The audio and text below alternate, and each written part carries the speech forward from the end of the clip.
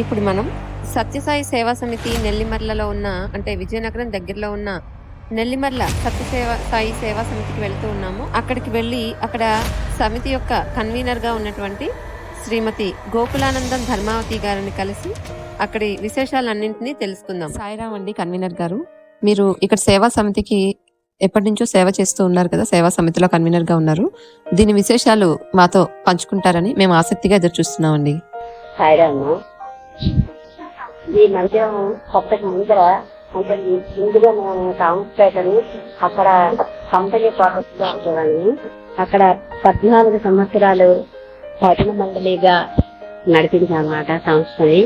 భజన మండలి 14 సంవత్సరాలు అయిన తర్వాత జిల్లా వాళ్ళు అంటే అప్పుడు 3 జిల్లాలకి పాపారావు గారని, వడలి పాపారావు గారని అతను 3 జిల్లాలకి కోఆర్డినేటర్ ఉండేవారు అన్నమాట. విజయనగరం, విశాఖపట్నం, శ్రీకాకుళం. అతను అప్పుడు ఏంటంటే సమితి చేయడానికని వాళ్ళందరూ కూడా మేమందరం వస్తామని జిల్లా వాళ్ళు అందరూ వచ్చి ఇది మాది సమితి చేశారనమాట. సమితిగా అయిన తర్వాత కూడా చాలా కార్యక్రమాలన్నీ అక్కడే థామస్పేటలోనే మేము ఉండే కంపెనీ క్వార్టర్స్ లో జరుగుతుండేవి. అప్పుడు మా మందిరానికి ఎంఆర్ఓ సత్యనారాయణ గారని అతను ఈ మందిరానికి అంటే అతను ఇక్కడ ఎంఆర్ఓగా చేసేవారు. నేను రిటైర్ అయిన లోపల స్వామి వారికి జాగా ఇక్కడ నెల్లిమర్లో ఎక్కడ జాగాలు ఉన్నాయో చూసి నేను ఆ జాగా నెల్లిమర్ల మందిరానికి ఇస్తాను అని స్వామికి మొక్కుకున్నానన్నారు అని అతను ఇంకా 6 నెలలకి రిటైర్ అవుతారనిగా మాకు చెప్పారు ఆ విషయం. అలాగే అతను ఏంటంటే రిటైర్ అయ్యి ముందర ఎంఆర్ఓ అప్రూవల్ తోటి మాకు ఈ జాగాని ఇవ్వడం జరిగింది అనమాట. ఆ రోజు ఆషాఢ శుద్ధ ఏకాదశి గురు పౌర్ణిమ. మా గురువు గారు టాటా రాము గారిని అతను గురు పౌర్ణిమ అతనికి మేము పాద పూజ అవన్నీ చేసి సన్మానం అది చేసి అన్ని చేసినాం. అప్పుడు ఎంఆర్ఓ సత్యనారాయణ గారు వచ్చి మాకు ఈ మందిరానికి ఆ పట్టాలు అంటే ఆ పట్టా తీసుకొని వచ్చి ఇవ్వడం జరిగింది. ఇదిగో మీకు జాగా అయితే శాంక్షన్ అయింది, ఇది మీరు ఇంకా మంత్రం కట్టుకోవచ్చు అని. అయితే ఈ జాగాకి చాలా మంది మాకు, ఎందుకంటే ఈ జాగాలోని కొంతమంది ఏంటంటే ఇలాగే తోవ నడిపి కొండ మీదకి వెళ్ళడానికి అప్పుడు ఇన్ని సదుపాయాలు లేవు కదా ఇళ్లలో, ఏ విధమైన అవకాశం ఇదేను అంతే. అందుకోసం అందరు ఈ జాగాని కొంచెం వాడుకునేవారు అనమాట. అప్పుడు వాళ్ళందరూ కూడా మరి జాగా ఇచ్చేస్తే ఎలాగా మాకు ఇబ్బంది కదా ఇలాగా అని వాళ్ళందరూ అంటే అప్పుడు చిక్కాల సాంబ గారు, వైరే నాగేశ్వరరావు గారు అని ఇక్కడ అప్పుడు సర్పంచ్ ఉండేవారు, అలాగే చిక్కాల సాంబ గారు, వీళ్ళందరూ కలిసి ఈ జాగా మందిరానికి ఇవ్వడానికి మేము ఈ జాగా ఇస్తున్నాం కాబట్టి మీకు వేరేగా ఎక్కడైనా మీకు జాగాలు ఇస్తామని చెప్పేసి వాళ్ళకి వేరేగా ఇక్కడ పాకలవి వేసుకొని ఉన్న వాళ్ళకి ఆ జాగాలు అవించి కూడా ఈ జాగాలు ఇవ్వడం అయితే జరిగింది వాళ్ళందరూ ఎప్పుడు. ఆ విధంగా ఇది ఇప్పుడు 50 సంవత్సరాలకి పైన అయిందనమాట. ఇది మందిరం కట్టిన తర్వాతని మాకేంటంటే జిల్లా వాళ్ళు అందు నుంచి అద్భుతంగా కార్యక్రమాలు అంటే ఒక మందిరం కట్టాక 4 సంవత్సరాలు కొంచెం ఆగింది ఫైనాన్షియల్ గా. కొంచెం మరి అందరి దగ్గరికి వెళ్ళాలి, మనకు 90,000 మన దగ్గర ఉన్న అంటే చిన్న చీటీలు కట్టి వాళ్ళం అన్నమాట, నెలకు 100 రూపాయలు. మరి మిల్లు ఎప్పుడు స్ట్రైక్ లో ఉండడం వాటికి అంతకంటే ఎక్కువ అవకాశం ఉండేది కాదు ఇక్కడ ఉండే సభ్యులకి. అలా 100 రూపాయలు 90,000 మాకు ఈ జాగా వచ్చినప్పటికీ మా దగ్గర ఉన్నాయి. 90,000 తోటి మేము పునాదులు మొదలు పెట్టాం అన్నమాట.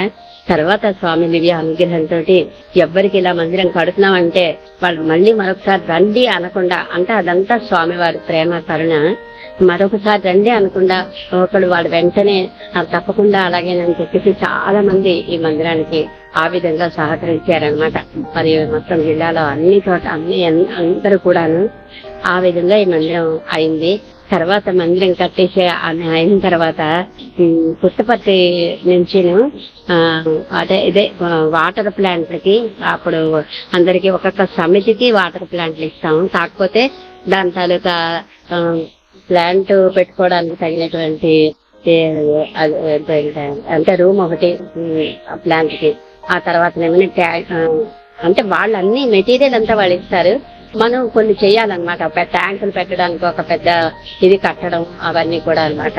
అవన్నీ వాళ్ళు అడిగితే సరే అలాగే చేస్తామని చెప్పాం. అది కూడా మనకి మన సేవాదళం ఎక్కువగా మనకి విలేజ్లో మనకి 5 అనుబంధ గ్రామాలు ఉన్నాయి. నడుపూరు, భూపాల్పురం, కలవచెర్ల, ఊర్ల, అది గుంపం, ఈ 5 అనుబంధ గ్రామాలు కూడా వాళ్ళు ఫ్రీ సర్వీస్ చేసి మొత్తం మనకి ఇక్కడ ఇవి అంతా కూడా కట్టారనమాట. అవన్నీ కూడా కావాల్సినటువంటివన్నీ వాళ్ళే సిమెంట్లు కలుపుకోవడాలు అన్ని చేసి ఆ విధంగా మనం అన్ని కూడా ప్లాంట్ వాళ్ళు ఇస్తే మనం పెట్టుకోవడానికి తగినట్టుగా చేసాం. అప్పుడు వాళ్ళు మనకి 2011 అనుకుంటాను, 13 ఈ మందిరానికి మనకి వాళ్ళు ప్లాంట్ ఇవ్వడం జరిగింది. ఆ ప్లాంట్ 4 ప్లాంట్ ఇచ్చారు. ప్లాంట్ అంతా ఎవ్వరి జిల్లా మొత్తం మీద అంటే మొత్తం 3 జిల్లాలకు ఇచ్చారు. మన విజయనగరం జిల్లాకి ఇచ్చిన వాటిల్లో ఎవరు ముందరగా ప్లాంట్ అదే ఓపెన్ చేయడానికి ఎవ్వరు ముందర తయారు చేసి దానికి ఏవేవి చేయాలో వాళ్ళు చెప్పారు కదా. ఆ విధంగా పంపుల పని అన్ని కూడాను అవన్నీ చేస్తే మేము ఓపెన్ చేస్తామని వాళ్ళు మొత్తం జిల్లా అందరికీ పెట్టడం జరిగింది. అయితే మనది ఫస్ట్ మనకి ఇక్కడ తయారైందనమాట. అప్పుడు ఏంటంటే జిల్లా వాళ్ళు నెల్లిమర్లదే ఫస్ట్ తయారైంది కాబట్టి శ్రీకాకుళం విశాఖపట్నం స్టేట్ ప్రెసిడెంట్ గారు రత్నాకర్ గారు, అలాగే ఇంకా చలం గారు, తర్వాత మన లక్ష్మణ్ రావు గారు శ్రీకాకుళం ఇప్పుడు స్టేట్ ప్రెసిడెంట్ గారు, వాళ్ళందరూ కూడా వస్తున్నారనమాట. వాళ్ళ చేతుల మీదుగా నీకు మేము ఇది ఓపెన్ చేస్తామని వాళ్ళు మనకు చెప్పడం జరిగింది.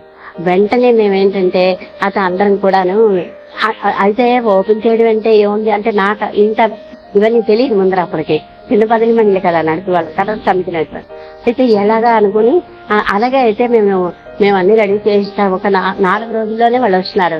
4 రోజుల్లో మీరు రెడీ చేయగలరా అని అడిగారు. అంటే ఏముంది, ఒక రిబ్బన్ కట్టేస్తే వాళ్ళు వచ్చి రిబ్బన్ కట్ చేసేస్తారు అంతే కదా. ఓపెనింగ్ కత్తిర రిబ్బన్ ఇవన్నీ అంటే ఏవో కొంచెం ఉంటే సరిపోతుంది, వాళ్ళకి ఏదో భోజనాలు అవి పెడతాం అనుకున్నా. కానీ అంటే అలాగే చేసిస్తామని వాళ్ళతో అన్నాను అనమాట నేను. అంటే అలాగే అయితే ఏంటి చేయాలో అవన్నీ చెప్తాను. మీ అనుబంధ గ్రామాల వాళ్ళు ఎవరెవరో కొంతమందిని మీరు అక్కడ మీటింగ్ పెట్టండి, మేము వచ్చి చెప్తామన్నారు. సరే అలాగే నుంచి మా అనుబంధ గ్రామాల నుంచి ఒక్కొక్కడు 2 వచ్చారనమాట. అలా ఒక 10 మంది 15 మందిని కూర్చున్నాం. జిల్లా వాళ్ళు వచ్చారు. వచ్చి వాళ్ళు చెప్పిన ఎస్టిమేషన్ చూస్తే ఓపెనింగ్ కి చాలా పెద్ద ఇది అనమాట. అంటే అదే ఏమిటంటే దాన్ని గ్రానైట్ పలక ఏంటంటే దాన్ని అక్కడ పెట్టు అంటే వాళ్ళ పేర్లు అవన్నీ దాని మీద పెట్టాలి కదా. గ్రానైట్ అనే పలక అంటారు కదా దాన్ని. అది తర్వాత నేమొచ్చి అక్కడ రామతీర్థాల జంక్షన్ దగ్గర నుంచి మరి స్టేట్ ప్రెసిడెంట్ గారు వస్తున్నారంటే ఏర్పాట్లు ఎలాగుండాలి, వాళ్ళతో పాటు చాలా మంది వస్తారు కదా. అందుకు రామతీర్థాల జంక్షన్ దగ్గర నుంచి కూడా అక్కడ కొంతమంది సేవాదాలు తర్వాత అలా మధ్యన అలాగా సెంటర్స్ అన్ని చెప్పారు. అక్కడ ఫ్లెక్సీలు చాలా ఫ్లెక్సీలు చేయించాం అనమాట. ఫ్లెక్సీలు అక్కడి నుంచి పెట్టుకొని వచ్చి అక్కడి నుంచి వాళ్ళకి ఆ బొకేలు అవి ఇచ్చి వాళ్ళని ఆహ్వానించుకుంటూ మందిరంలోకి వాళ్ళు వచ్చేసరికి మొత్తం ఇవన్నీ కూడా ఏర్పాట్లు చేయాలి. అప్పుడు అది ఓపెన్ చేస్తారు వాళ్ళు స్టేట్ ప్రెసిడెంట్ గారు వాళ్ళందరూ అని చెప్పారు. తర్వాత వాళ్ళందరికీ భోజనాలు టిఫిన్లు ఏర్పాట్లన్నీ కూడా 250 మందికి అనమాట. అంటే మూడుగా మన నారాయణ సేవలు చేయడం వేరు, అది వేరు కదా వాళ్ళందరూ వచ్చేటప్పుడు. ఆ విధంగా వాళ్ళు చెప్పారు. అయితే అంతా మనం ఎస్టిమేషన్ వేస్తే 25,000. 4 రోజుల్లో ఇక్కడ గోత్రనామా అలాంటివి ఉండవు కదా, మనకి ఎక్కడి నుంచి ఏం రావు కదా. అయితే 4 రోజుల్లో 25,000తో ఎలా చేస్తాం? ఇక్కడ ఉన్న వాళ్ళందరూ కూడా కొంచెం అంటే ఏదో 100, 200 మహా అయితే 500 అంతకంటే ఇచ్చేటువంటి పరిస్థితులు కూడా కాదు. అందరికీ పెద్ద బర్డెన్స్ ఉన్నాయి. ఎంత టీచర్లు వాళ్ళకి కూడా పిల్లలు చదువులు అన్నీ ఉంటాయి కదా. అప్పుడు ఇవన్నీ కూడా ముందర ఆలోచించలేదు. అప్పుడు ఏంటంటే స్వామి ఒక ఆలోచన ఇచ్చారు, చీటీలు ఎత్తితే బాగుంటుంది అంటే స్వామి ప్రతిదీ సూచనలు స్వామి ఇస్తున్నాడు ఈ సంస్థకి. చీటీ ఎత్తితే బాగుంటుంది అని అప్పుడు పాట చీటీ ఎత్తుకుందామా అని ఇక్కడ మేము లేడీస్ అందరం కూర్చొని ఆ తర్వాత మళ్ళీ మరొక రోజు పడినప్పుడు అనుకుంటే కలుపుతా ఉన్నారు. అలాగే 25,000 రూపాయల చీటీ ఎత్తడం జరిగింది అనమాట. 25,000 చీటీ కరెక్ట్ గా. ఆ 25,000 చీటీ ఫస్ట్ చీటీ నేనే తీసుకున్నాను. ప్రతి నెల కూడా మనం చీటీటప్పుడు పాట అందరు కూడా పాడుకుంటారు. ఎవరికి అవసరం అయితే వాళ్ళు తీసుకుంటారు. అదేం సమస్య ఏం కాదు, మనకి పాట కాదు అక్కడ. అక్కడ ఎవరికి ఇగో ఈ నెలలో మాకు ఈ కార్యక్రమం ఉందంటే అందరూ కూడా ఒప్పుకొని అలాగే ఇచ్చేటువంటి పరిస్థితిలో చీటీ ఎత్తాం. 25,000 వచ్చేసాయి. ఆ వెంటనే 25,000 తెచ్చిచ్చారు. 4 రోజుల్లో 25,000 రూపాయలు అంటే అంతకంటే మరొకటి మనం చేసే అవకాశం లేదు. స్వామికి అన్ని తెలుసు. అద్భుతంగా ఈ కార్యక్రమానికి రత్నాకర్ గారు వాళ్ళందరూ వచ్చారు. చాలా బాగా జరిగింది. వాళ్ళు ఎంతో అంత ఇదయ్యారు. ఆ విధంగా మాకు ఈ మందిరం ఓపెనింగ్ అయింది. ఓపెనింగ్ అయిన తర్వాతనే మాకు మా బాల వికాస్ అబ్బాయి దండా హరిబాబు అని హైదరాబాద్ లో ఉంటారు. పూర్వ విద్యార్థులు వీళ్ళందరూ కూడా చాలా. అయితే అప్పుడు మన అమ్మ వాళ్ళతోటే వీళ్ళందరూ కూడా అన్నమాట. అయితే మా దీప కూడా అప్పుడు పూర్వ విద్యార్థి వాళ్ళ తాలూకా బ్యాచ్లోనే అనమాట. ఆ టైంలో ఏంటంటే అన్నీ అయిపోయి మందిరం ఓపెనింగ్ అయిపోయింది. ఓపెనింగ్కి వచ్చారు ఆ పిల్లలు అందరూ. అన్నీ అయిపోయాయి హరి, ఇంకా మరి ఇంకా మందిరం నడుపుకోవడమే అంటే ఇంకా అయిపోలేదు అమ్మగారు, ఇంకా ఉన్నాయని.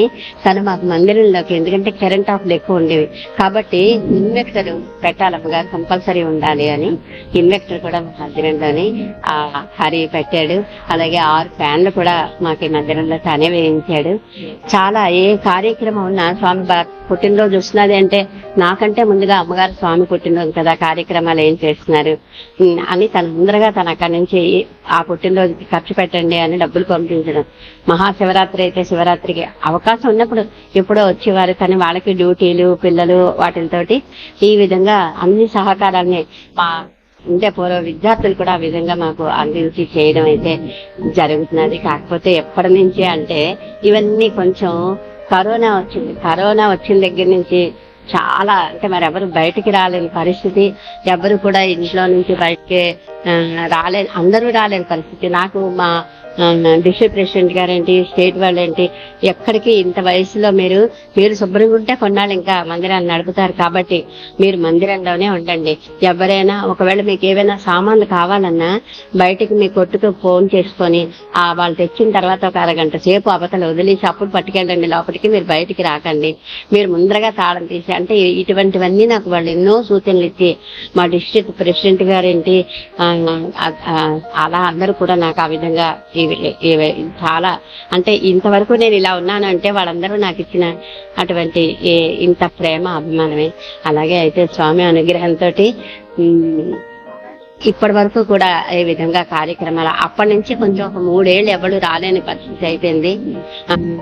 అలాంటప్పుడు కూడా మనం మంచి సేవా కార్యక్రమాలు అప్పుడు కరోనాలో కూడా మనం చేయగలిగాం. ఎందుకంటే అప్పుడు ఎవ్వరికి చాలా ఇది ఉంటే అప్పుడు ఒక్కొక్కరికి 10 కేజీలు బియ్యం, ఆ తర్వాత ఏమొచ్చేంటి కూరలు, పప్పు, కందిపప్పు, ఆయిల్, తర్వాత అన్ని కూడా అన్నమాట.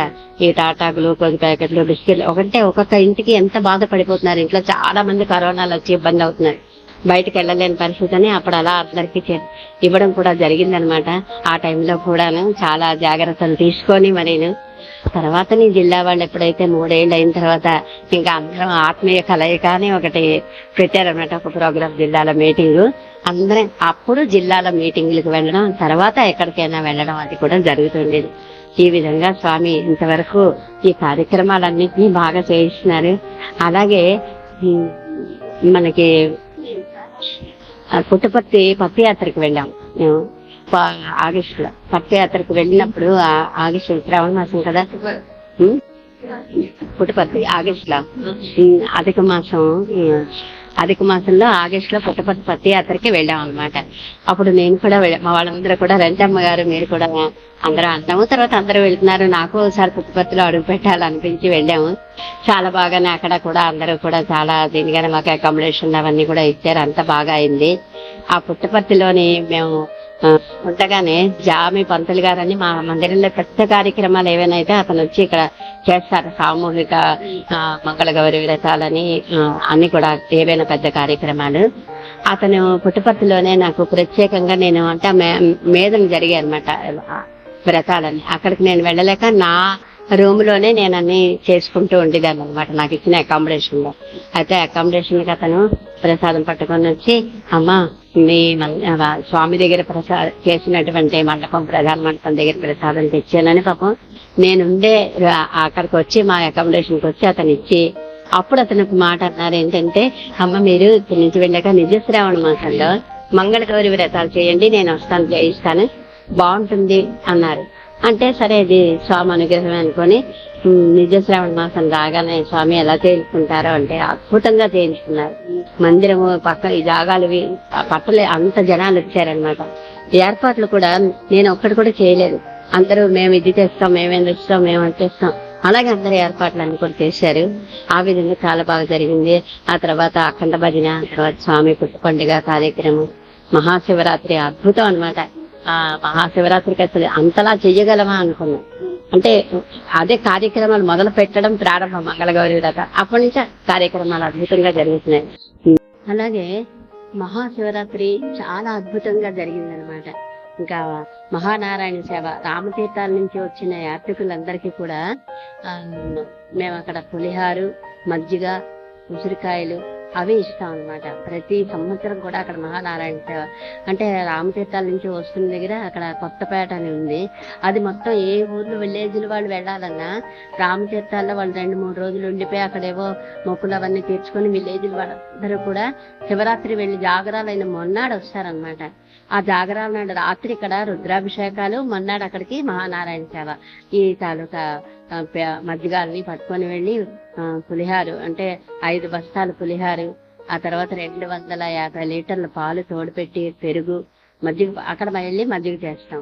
అలాగే ఉసిరికాయలు ఇవన్నీ అక్కడికి పట్టుకెళ్ళి అక్కడ స్వామివారికి అక్కడ ముందర అవన్నీ కూడా ప్రమార్పణ చెప్పి మేము టెంట్లు వేసేసరికే అప్పుడే యాత్రికులందరూ వచ్చి సాయిరం ప్రసాదం అంటే ఎన్నో సంవత్సరాల నుంచి అలవాటు పడి ఉన్నారు. మేము భజన మండలి పెట్టినప్పుడు 30 కేజీలతో మొదలు పెట్టాము ఈ తాలూకా మహానారాయణ సేవ. ఇప్పటికి అలాగా 5 బస్తాలు బియ్యం ఇప్పుడు వారుస్తున్నాం. అంటే 500 కేజీలు అంటే స్వామి ఎంతటి ప్రేమ అనమాట, అంత అద్భుతంగా చేయిస్తున్నారు. అదైంది.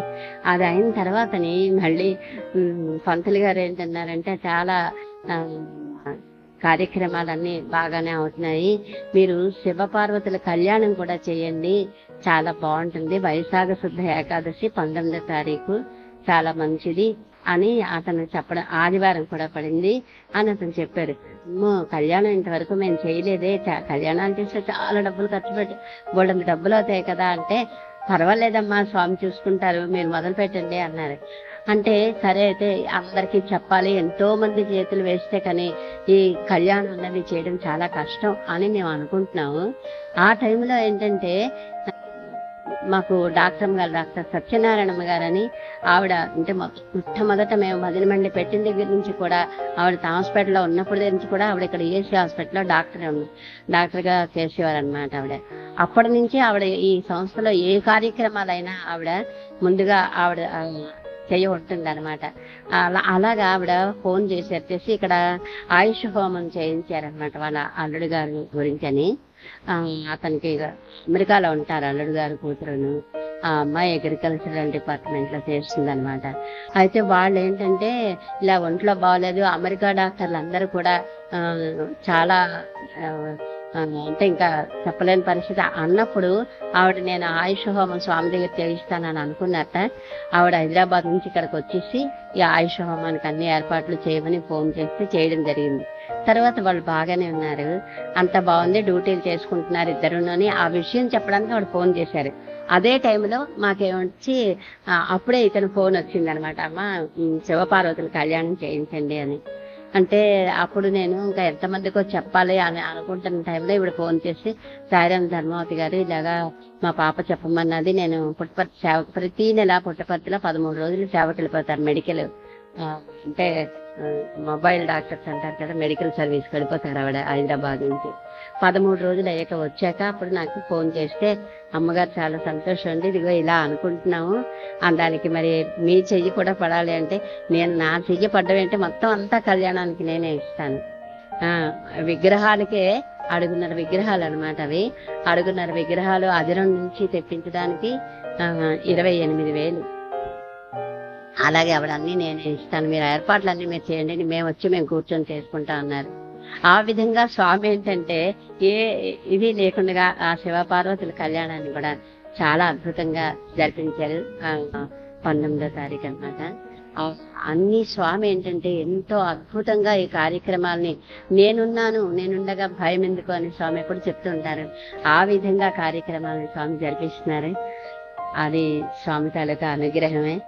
మరి సత్యసాయి సంస్థల పట్ల మీకుండేటువంటి, నువ్వు తెలుసుకున్నది, మీ అమ్మగారు నీకు చెప్పినవి, నీకేమైనా అనుభవాలు ఉన్నా, లేదంటే ఈ సంస్థ పట్ల, అంటే ఇప్పుడు ఆధ్యాత్మికంగా అందరూ పూజలు చేసుకోండి, వ్రతాలు చేసుకోండి, లేకపోతే భజన చేయండి అంటే కూడా కాదు. అక్కడ మెయిన్ ఏంటి, అసలు సత్యసాయి సంస్థల తాలూకా అక్కడ ఉండే ఉద్దేశం ఏంటి, స్వామి ఉద్దేశం ఏంటి? స్వామి నా జీవితమే నా సందేశం అన్నారు. ఆ సందేశం ఏ విధంగా స్వామి అందరికి ఇస్తున్నారంటే ముఖ్యంగా సేవ. ఆ స్వామికి ఇష్టమైంది ఏంటంటే మానవతా విలువలు. మనం మనం ఒక ఆదర్శంగా, అంటే స్వామి అన్ని ఆచరించి చూపించారు. ఒకసారి స్వామి స్కౌట్ క్యాంప్ కు వెళ్ళినప్పుడు స్వామి దగ్గర రెండు 4 అణాలు కావాలి ఉండేది. అందరూ స్కౌట్ కి వెళ్తున్నప్పుడు డబ్బులు పట్టుకొని వెళ్ళారనమాట. అందరూ వెళ్తూ ఉంటే అప్పుడు మహేష్ గారు ఆ స్కూల్ టీచర్ చెప్పారు, స్కౌట్ క్యాంప్ కి నువ్వు రా సత్యం అంటే అలాగే అన్నారు స్వామి.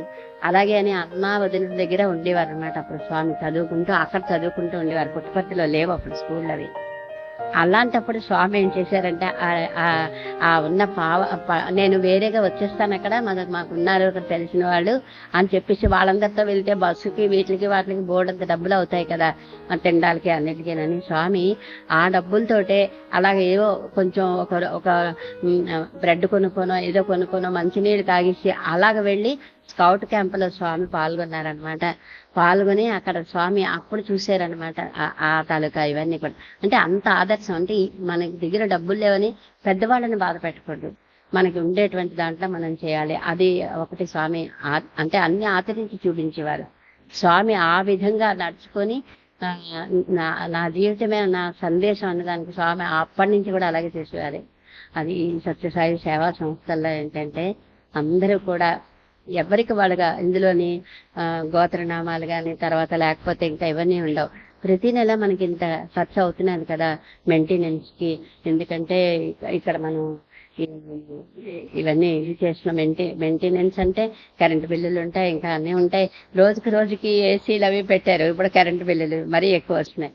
ఇవన్నీ కూడా దృష్టిలో పెట్టుకొని సమితి సభ్యులందరూ కూడా మనం ఎంతవరకు చేయగలం, ఎవరి అవకాశాన్ని బట్టి వాళ్ళు ఆ విధంగా ఇది చేస్తున్నారు. అలాగే స్వామి అనుగ్రహంతో మరి నడుస్తున్నది ఇప్పటిదాకా కూడా. ఇంకా మీదట కూడా స్వామి నా చివరి శ్వాస వరకు స్వామి సేవ చేసుకుంటూ స్వామి సేవలోనే నా జీవితాన్ని తరింపు చేయమని స్వామిని వేడుకుంటున్నాను. తర్వాత మరి ఆ స్వామి తాలూకా అనుగ్రహం